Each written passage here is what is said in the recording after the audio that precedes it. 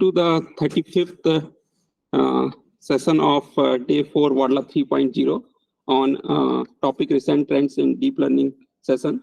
So today we have Dr. Arun from IIIT Sri City. He is going to talk about the explainability and interpretability. So yeah, without wasting time, so I would request the speaker to start his session.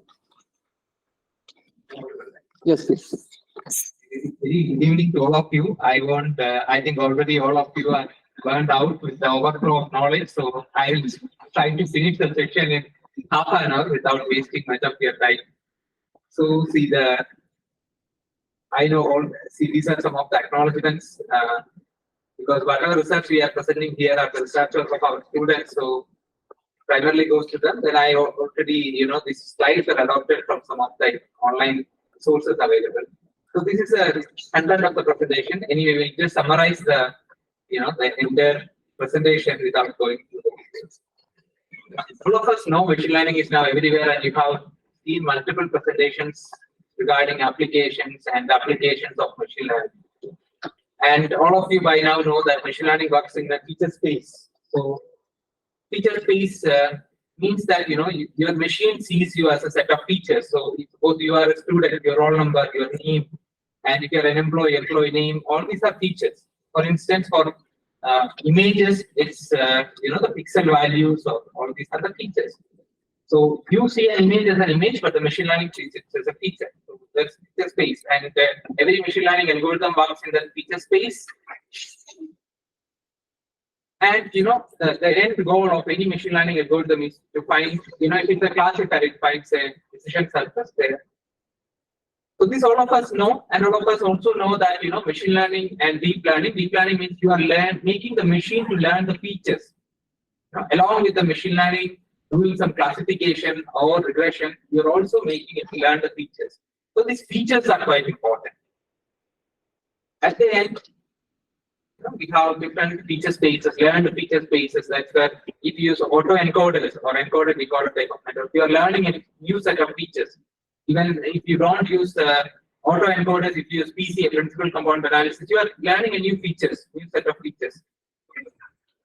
So when you move more into this type of advanced machine learning networks, so what will happen is that you are learning a new set of features, but at the end you don't know what those features are. So this is a black box before you. If you are using a linear regression model, okay, this is the feature, alpha 1 x1 plus alpha 2 x2 plus alpha 3 x3 equal to y.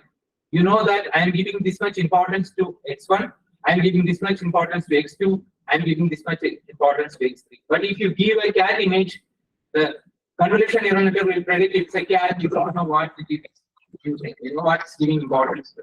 For example, if you train a network with white cats and black dogs, the moment you give a white dog, system will identify that as a cat. So that's what the system is learning. So this is a problem.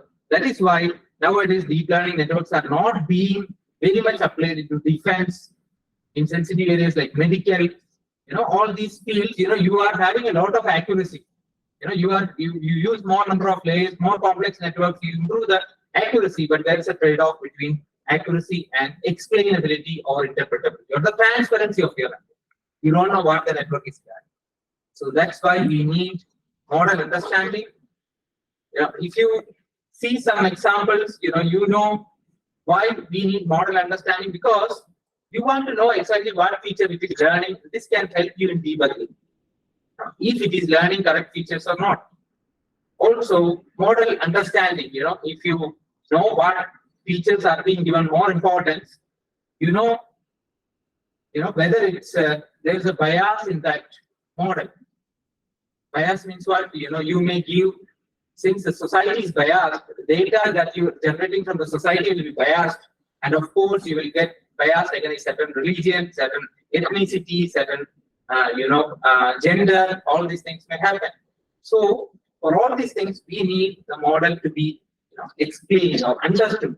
So when I say understood means, there are different dimensions of understanding a model that we will see in a quick recap. But this is, this is why we need model understanding. So there are two ways in which you can understand model. One is that you make understandable models or explainable models or interpretable models. For example, this is, your a regression or a linear regression. It itself is interpretable because you know how much weightage you are giving to each of the features. Also, your decision tree, very much interpretable. You know based on what features, what rules it's classified. So these are inherently interpretable models. Another way is that if suppose you cannot make an interpretable model, you take a black box model, you try to explain that model. That's called a post hoc explainability. So either you make an interpretable model, that means you can use a decision tree, you can use a linear regressor, all these things. Otherwise, what you do is you make a model, you make a complex model, try to explain it. So these are two major divisions of when it comes to explainability or interpretability. So as I told you already, there is a trade-off between interpretability and accuracy. So as you go more and more, that's why still your linear regression is useful because it's a very interpretable, explainable model, and you can use that. So the first division, that means inherently interpretable models. If you go deep into that, you have different examples of that. One is your rule-based models. Your decision tree is an example. Also, there can be a set of rules which can, which the models. So that type of models are very much interpretable. Also, this course, then generalized additive models. We'll see some examples of this. It's a rule-based model, right? So stroke prediction. So this set of rules. So any of you can easily understand what this model is doing. There is no need of a separate explainability approach required in this case because already the model is interpretable. Same way, there are approaches in which you can assign some risk scores. You will assign certain risk to certain or certain weightage to certain, certain attributes. For example, if you want to see how dangerous a person is, in a civic society, so you can assign certain scores. See, earlier these type of scores were assigned manually by the experts. Now you can also do it based on your approaches, like your machine learning approaches can be used for that. Next comes, so we have rule-based models. We can have risk scores of certain weightage to the features. Also, we can have our additive models. Like for example, we can have your linear model, your other additive models of higher degrees. All these type of models are interpretable. So you can see some places we are using Y, some places we are using G of Y. Why? Because in that example is given, if it is a linear regression, you can use Y. If it is like a logistic regression or something, you are not using Y, but the logit of Y, right? So another one is prototype-based models. Prototype-based models means you identify some prototypes and you see how that incoming sample, the new instance that you have predicted is how closer it is to a particular prototype. Prototype, you have to understand, it's not a training sample, but it's a well-defined prototype, of a particular class. So this particular class will have these attribute values. So you can see that when the prediction is made, you can see that okay, this is very closer to this particular prototype. For example, you can also have deep learning, prototype-based models for deep learning-based approaches, where you can see that this is just an encoder-decoder network, right? So if you see this part, is just like you can see that this is an encoder-decoder network, but you have from that f of x, you have some other type of network which is a prototype network. What it will do, it will actually just classify these prototypes into different categories. So you are learning that latent representation at the same time that is getting classified into different prototypes.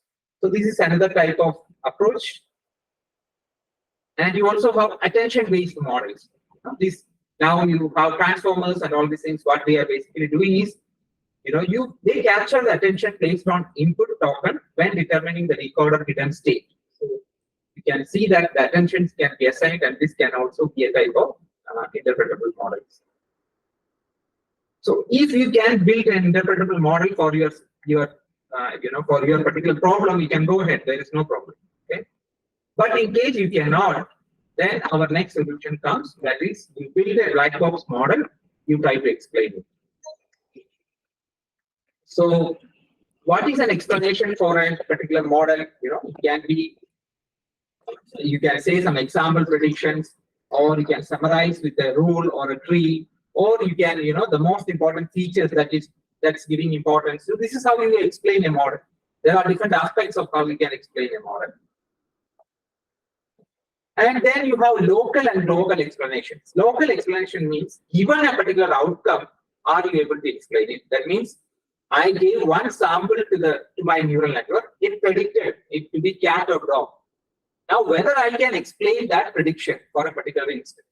Global means I have that model now. Now I'm globally, explaining it. What's a global approach, or what's a global thing that particular, what's a global behavior of that particular network. We'll see some of those approaches.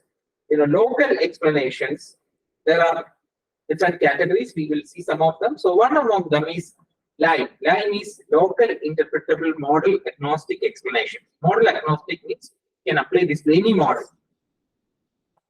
So what are we doing here? With an example, we will see that you want to explain a model like this. So what you do is you find a particular sample. I told you local means for a particular sample, you are trying to explain this model, right? So that particular sample is a red point that you can see. So that I'm going to explain. So in addition to that red point, you will also generate some additional samples. And then you will not use all of those samples to explain. If you use all of those samples, it will become a global model or global explainability. You will not use all of them, but you will use some of them, and you will choose that sum based on your neighborhood or your kernel size. I can use a Gaussian kernel. I can set the parameters to say that I will choose only a few of them. Or otherwise, I can change the parameters so that I can increase that samples that will be considered. So that means first you have a model. So that is a curve that you can see. It's a complex model. It's not a linear model. So what you do now, you identify the red spot. That is the particular prediction that you want to explain. So now what you did, you try to find out a kernel around that. So now all those points which are coming in that kernel, you will consider them for explaining this particular model. Now what you do? Now you select another model. Another model which can explain this particular model, this particular region. You are not going to explain the entire region, but you are going to explain that particular region. So that means you can fit a linear regressor there, or a logistic classifier, or a decision tree classifier there, which can explain that prediction. That means it was a complex model. You took only one sample and some samples around that model just to explain that. That means if you go to the previous slide, you can see that workflow. So first you have the black box model with you. Then you are generating some random points, and you are among those generated random samples, you are selecting only those samples which are very near to your sample, for which you want the explanation. I hope it is clear. Now you are predicting. You are making the model to predict it. Now you are fitting any non-explainable model, for example, a linear regressor or a decision tree classifier for that. Now that is your explanation. So you are locally explaining that global model. So that means your explanation basically means that you are trying to find a explainable model which is G, and your actual complex model is F. So you are trying to find an explainable model G which is very close to F in that region by X. So that means you are trying to find out G which is very close to actual model F. Not always, it is not always close to that F, but in that region by X. I hope it is clear. Plus, you can see one additional term. What is that? It's the complexity of that model. For example, it is a linear regressor. It can be the number of features that you use, or number of non-zero coefficients. If it is a decision tree, it can be the 11x. All these can be your, the complexity of that, because you want to reduce it. Maybe you can also use an L1 norm there.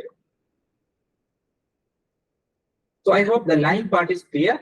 So you now what you actually get is, this is a complex model. So at that spot, you can try for a linear classifier or something which can explain that model. This is line.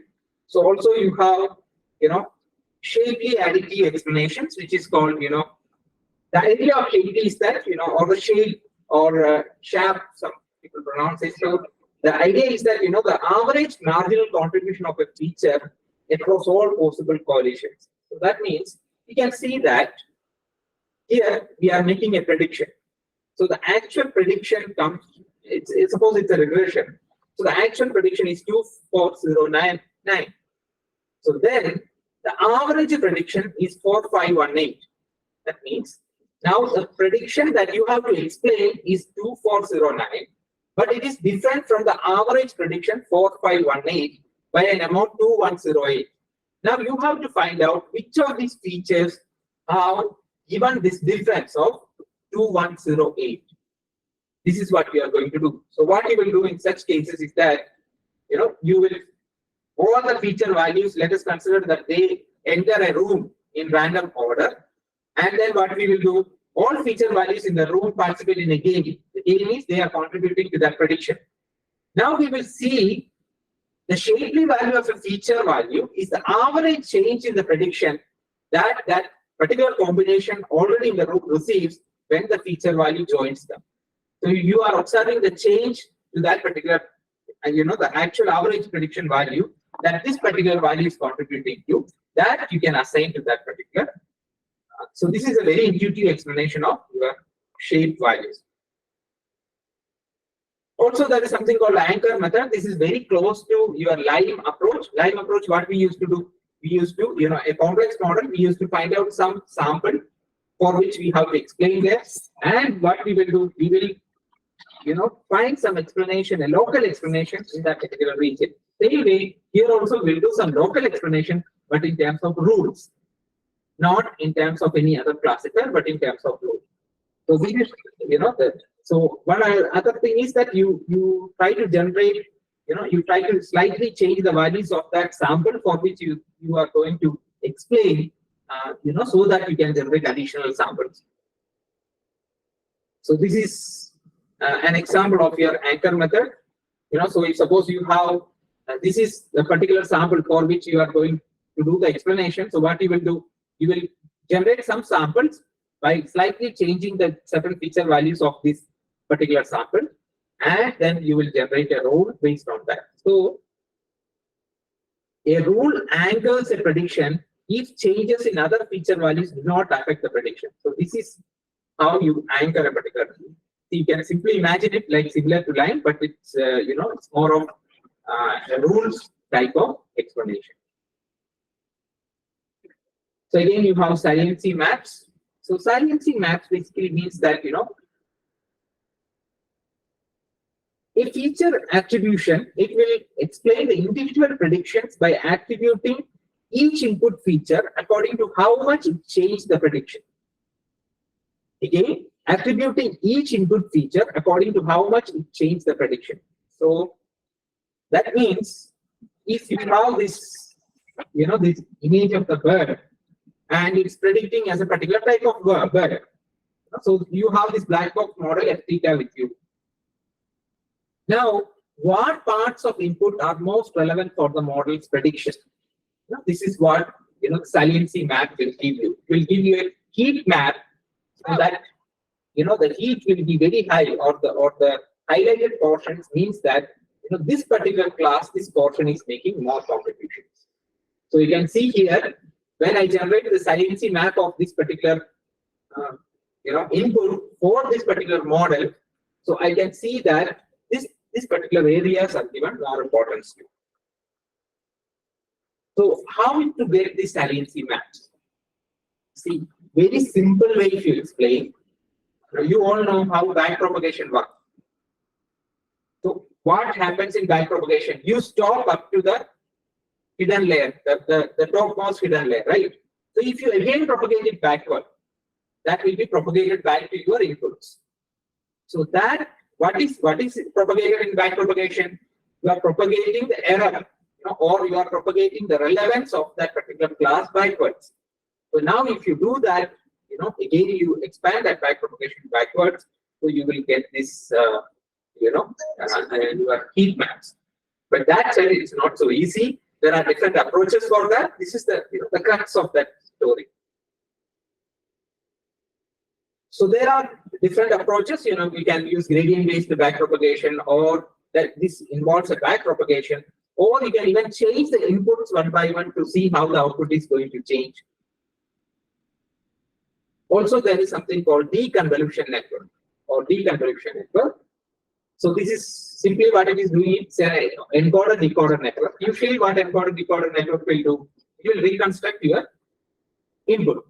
You provide an input, it will reconstruct your input. But here, what we will do is, you are trying to semantically classify that, or semantic segmentation of that. You are trying to do. So understand that by design, deconvolution network, if you give an input, it will give the segmented image. It's not giving you saliency maps.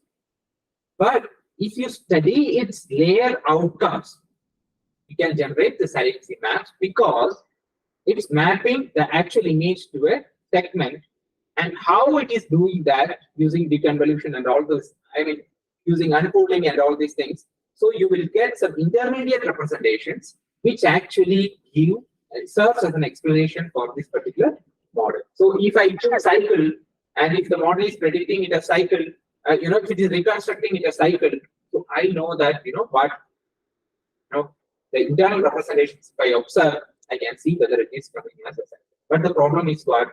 Problem is that you always need a ground truth, segmented or ground truth, to train such a network. Deconvolution network, of course, it will give you the saliency map, but you need training here. So you can also use the simple backpropagation based approaches, and people have also combined this both together to have guided backpropagation based approaches. Different advancements are there. So this is the crux of that story. In backpropagation, of course, as I explained, it's like you are trying to find an image such that the score of that particular classification is maximum. Same way, there is another prototype-based approach, so which means that you are trying to find out. This is a particular network. Network is doing some prediction, so you already have a training network. Now you are trying to formulate it as a problem. You are trying to find an input which will maximize this particular prediction. So that is what called activation maximization. That means once you have a training network, you can see what is the prototype for that particular class. Now you trained it for detecting cats and dogs. Now you want to know what is the prototype for a cat. So that you can do by again doing the gradient propagation. Again, counterfactual explanations. This just means that what you have to change so that the predictor will change its predictions. For example, you have seen here a simple explanation is that your model predicted denied loan application for a particular person. So now we have to tell that person what of your attribute you have to change so that you will issue a loan next time.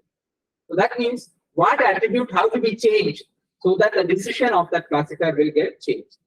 So that you can just formulate in this form. That means you are trying to find out another set of attributes so that the distance between these two are minimum.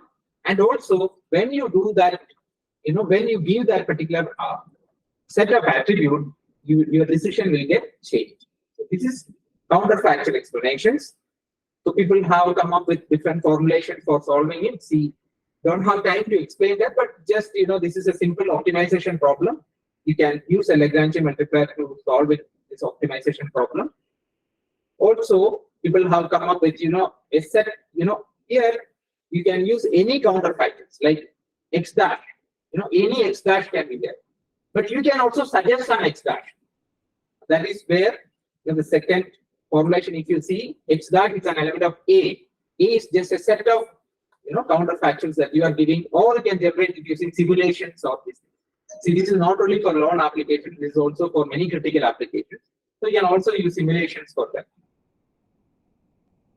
We can also do it in data manifold. That means you can either you search for counterfactuals in the actual space, or you can also do it in latent space. Latent space means you use an autoencoder or something. You learn the hidden representation in that space. You do that. You can try to. Okay. Now comes the global explanation. See, now so far what we were doing, we were taking one instance and explaining the model. Now, if suppose you want to explain it globally, how we can do that global explanation? So global explanations means that, see, one very simple way. What is very simple way of achieving global explanations? Very simple. You put together all these local explanations, it will become global explanations. Take a set of local explanations, it can become global. For that, you can use any of these local explanations that we explained, and you can put them together to get the global explanation. Then you have something called representation-based explanations. This needs some explanation because you can see here, when I give this image, it is getting predicted as zebra. The question is, how important is the concept of stripes for this prediction? How you will know how important is the concept of stripes or any particular feature, how important it is for deciding this prediction? So what we simply do is, you take some random stripes, also some other objects, okay? And you design a classifier which can classify both these things. That means now you have an encoder decoder.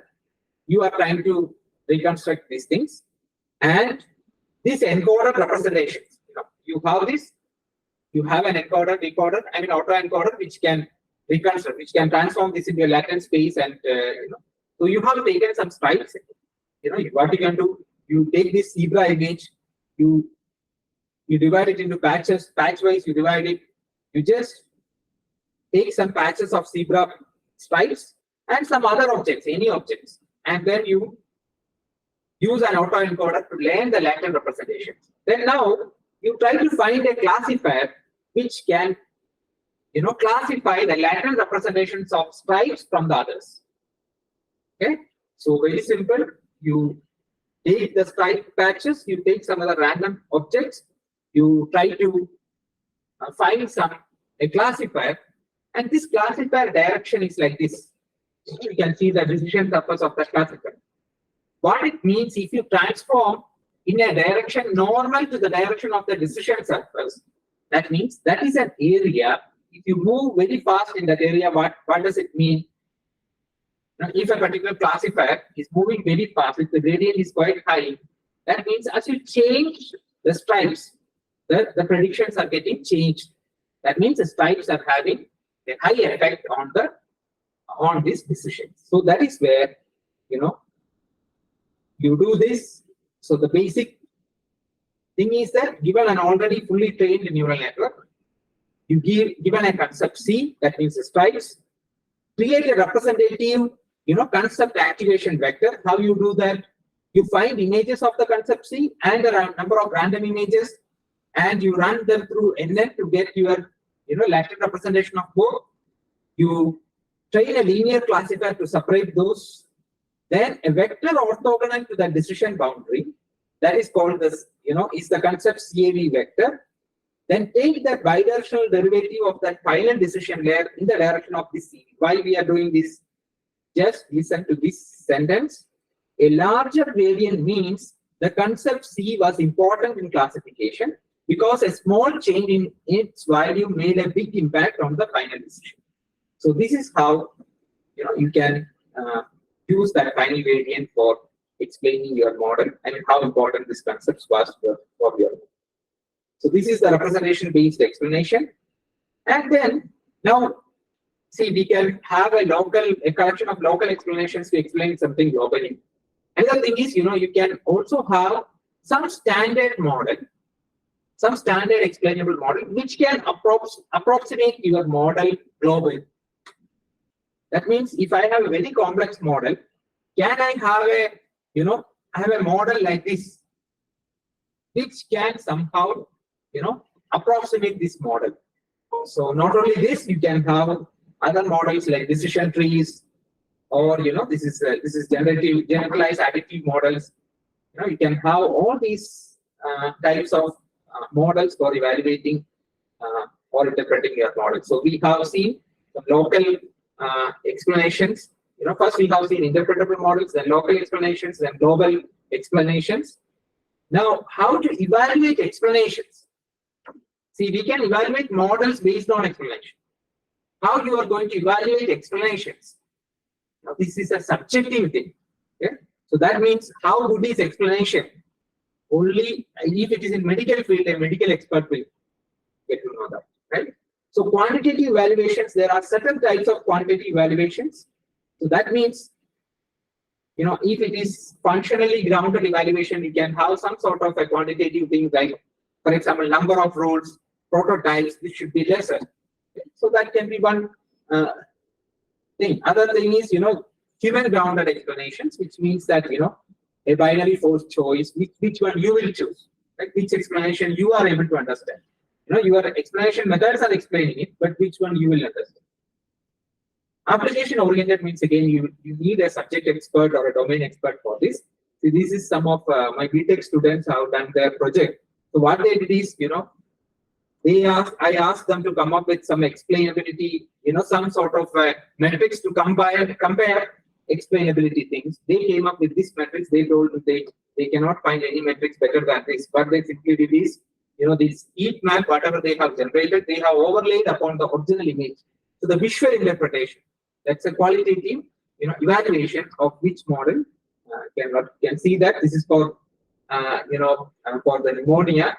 So with pneumonia and without pneumonia, so you can see that, when you overlay, so you can see with the help of an expert, you can see whether your model is learning things correctly or not.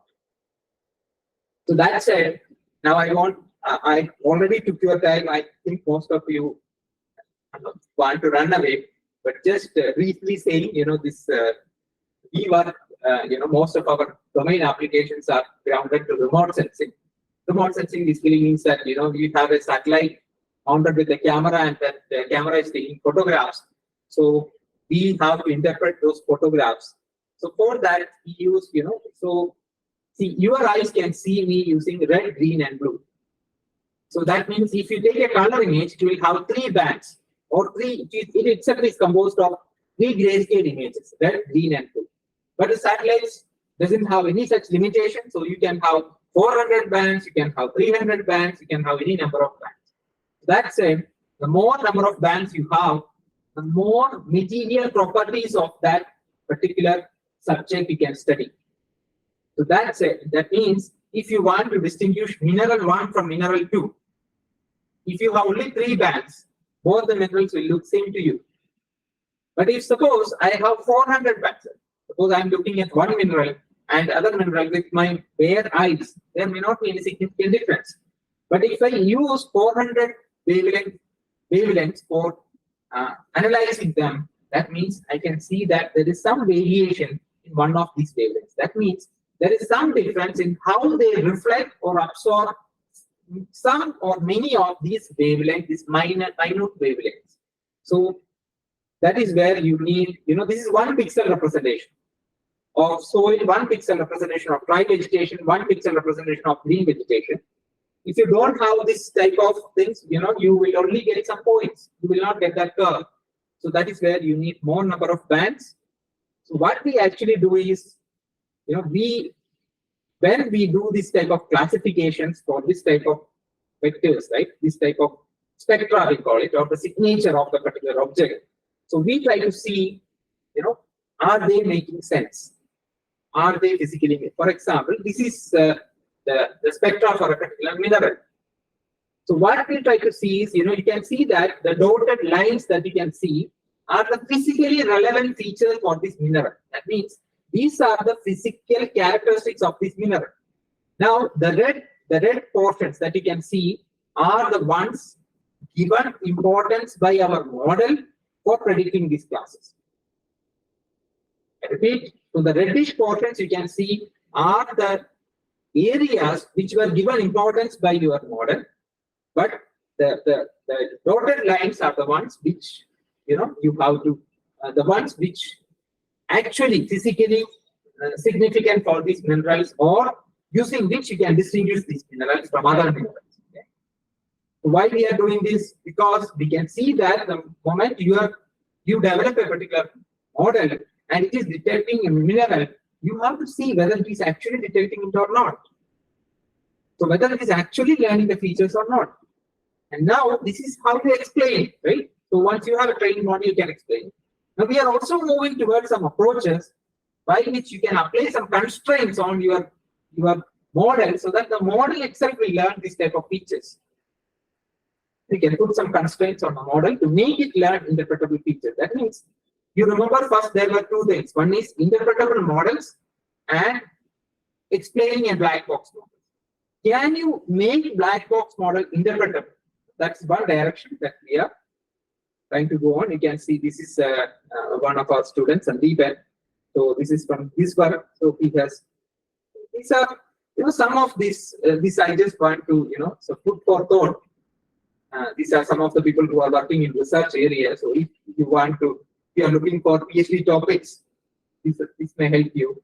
Or if you are writing papers, this may help you. Graph-based approach. What does it mean? You are, if you give an image, you can represent that image in graph form. That is, in simple terms, you can consider each segment as a node. So that graph-based representation can give a better explanation or explainability or interpretability as compared to a neural network-based model. But given that now graph-based neural networks are also there, graph convolution neural networks. So can you explain them? That means you have different hierarchies of graphs. So what it means, you are trying to find out which feature is giving importance to this prediction. So same way, can you identify which subgraph is giving importance to this prediction? So that type of approaches also, you can also have things like capsule network. Capsule, many of you may be knowing, it's a group of neurons. So like a neuron is making scalar predictions, capsules may do vector prediction. That means both having, the prediction, it will give you whether that feature is there. Also, it can represent some characteristics of that feature. So that means there can be a capsule for your ear, there can be a capsule for your eye, there can be a capsule for your nose. So it's a group of neurons which correspond to certain concepts of certain, features. So that also we can take it forward to make it more explainable. If you are interested, you can refer. We have some of our papers in this area. And adding constraints for learning relevant features, I already explained to you. See, you know whether it is explaining well or not using shape or any of these. So such cost you can add as a constraint to these neural networks to make them learn explainable features.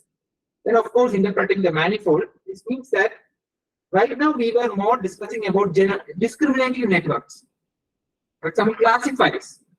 But what if you want to interpret generative networks? Now for that, you have to interpret the manifold. For example, you may know variational autoencoders are there.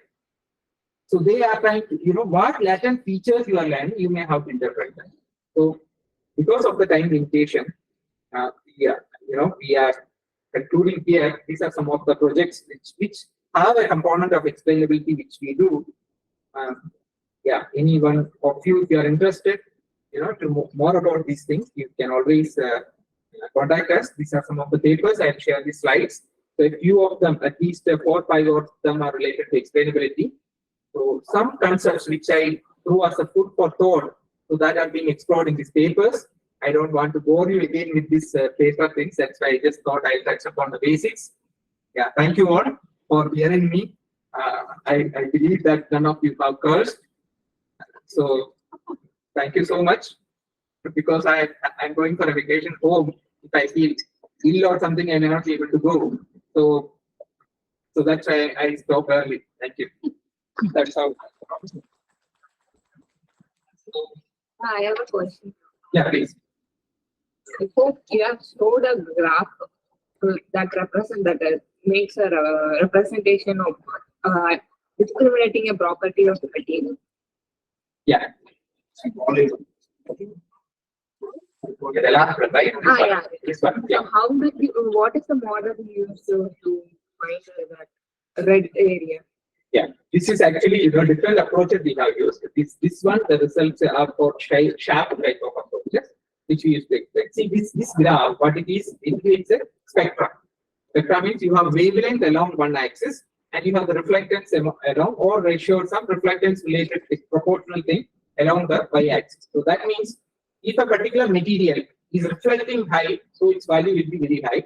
If it's absorbing somewhat, you can see that at 1.8 and 2.2, you can see a depression there. That means that material is absorbing this particular wavelength. And where it is very high, in 2.2, you can see there is a peak. That means it is reflecting it too much. So you know physically that this mineral will reflect 2.2 micrometer wavelength electromagnetic spectrum very highly, and it will absorb 1.9 or 1.92, very strongly. So this is a signature of that mineral. This signature can be used to distinguish it from other things. So our model, when we try to understand what it has learned, it learned basically, you can see that 2.2 shift it has learned. It is also giving importance to that 1.8 little bit, but it's more giving importance to that shift. That means, again, there is a room for improving your network. Still, it's not learning it correctly. It's somehow classifying it. Yeah. What we required was those lines. Yeah, what we require is that we should give more importance to that lines, but it's not giving. So this is a simple model. So can you apply some constraints so that the model will start learning it properly? So that is what is explored in our papers. But see, there are a lot of other examples also here you can see. So here everywhere you can see there are those lines, and also there are those importance given to that line. Right. Any other questions? That the second one, that is learned by people, I think. Yeah, some minerals it is learning well. Actually, the idea is that that some minerals it will be learning well, some it may not be. We need to find out which one this model can be used for better discrimination. It's very much sensitive in cases like defense, in cases even in this mineral type of strategies, because before starting some mining thing, it's a huge investment. So the government has to be very clear whether that mineral is actually there or not. Even our one project that I just have shown you is with the ISRO, where we are mapping the Chandrayaan, the lunar surface using the Chandrayaan data. So based on this, we will go to some, based on these explanations and this understanding, we will draw some conclusions like how this lunar surface is, so that we can plan our future missions. So this is very important, whether your model is doing it correctly or not. Because if you just use a model randomly, it will say that, okay, everywhere gold is there.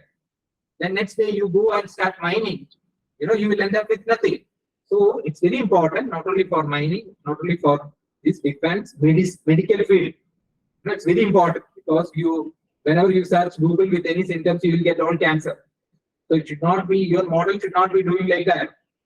So it's very important that we give we try to understand. See, we just touched upon the basics of scalability. You can explore more in this domain. Sir, as you mentioned about attention-based model, so how is it helpful and explainable? Yeah, see, attention-based models, what they are doing. So, attention-based models, they are also involving the attention given to certain, certain features, right? So, in transformer, if you see what it is doing, you are trying to learn how much attention is being given to different features. That is also a part of explainability. That means that when predicting this thing, or when doing this prediction, this model is giving this much attention to this one, or translating this sentence to this sentence, it is considering both this context. So that's also a way of explaining. Can we know what is in the latent space of autoencoder or any? Yeah, that's where people are trying to interpret the latent spaces. That is where I told you, you have to, if you see the variation autoencoder type of things, that is where people are slowly trying to see. You have a latent space. So what, you want to approximate that latent space to some distribution so that it's a non-distribution, or you can interpret that distribution. That is where variational type of approaches want to, sample it to a Gaussian type of distribution, so that at least you know which space, which of that subspace you are sampling, so that you will get these type of images. So that level of interpretation is also being studied. But until now, because it's a lot of non-linearities involved, so until now, I don't think there is some concrete paper which will discuss that, but there are a lot of approaches. Can you suggest some paper? Of course, you can go through our own publications, which we used to say. Because we are referring most of those publications. Thank you very much, Arun sir. As usual, your talk is always very informative and very concrete. So once again, thank you very much.